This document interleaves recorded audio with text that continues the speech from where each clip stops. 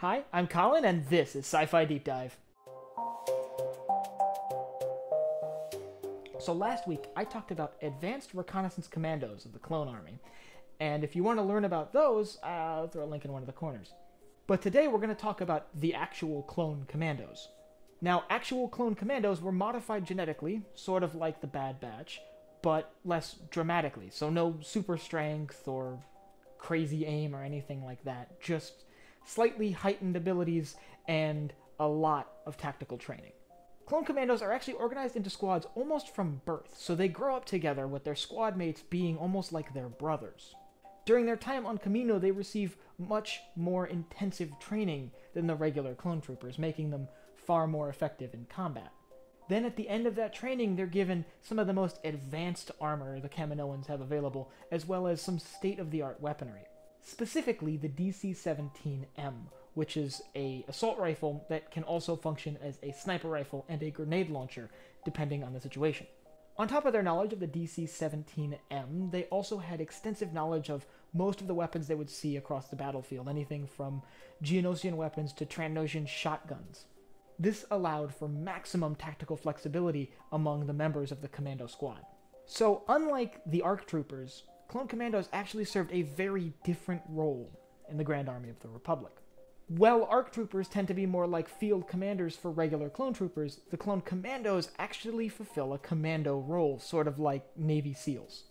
Most of their missions involved infiltration behind enemy lines, whether that is taking out a target or securing a crucial junction for future Republic forces. They regularly go on missions far more dangerous than what's seen by even ARC Troopers. Some of their most dramatic missions include their work during the Battle of Geonosis, where they killed the Geonosian leader Sunfac and then destroyed an entire Trade Federation core ship, or where they were sent to liberate a Republic assault ship that had been captured by Trandoshans. They were even some of the first clone troopers into Kashyyyk before the Battle of Kashyyyk. So the combination of the minor genetic modifications and the intense training made them a lethal force, especially when acting as a group. Thanks to these factors, they became experts when it came to things like squad tactics. Now in Legends, the Clone Commandos served until the end of the Clone Wars, and when Order 66 came down, they followed it without question. They served briefly after that as Imperial Commandos before being decommissioned. We know a little less about the end of the Republic Commandos in canon. In fact, we only know what happened to one of them after the war, and that is Gregor.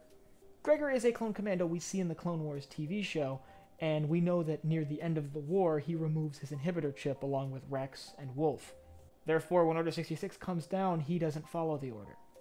Along with the other two who would remove their inhibitor chips, which I mentioned before, he would live a solitary life, staying out of the galactic spotlight until many years later when they came in contact with the Rebel Alliance.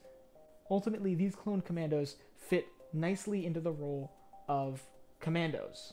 They're not regular soldiers who've been trained up and are good on leadership roles and given the title commando, but they actually function like commandos, small squad operations, infiltration, stuff like that. The only other clone unit in the Republic that I could think of operating like this on a very regular basis is the Bad Batch. And by the way, if you want to know more about the Bad Batch, I did do a video on that just a few weeks ago, so I'll throw a link in one of the corners. But if you enjoyed what you saw here today, or just want more sci-fi discussions, head down below at the subscribe button and the bell icon so you get notified when I upload new videos. Also, don't forget to like and leave a comment. Tell me what you thought of the Republic Commandos. Do you think they're too militaristic for Star Wars, or do you think they fit nicely into the Grand Army of the Republic?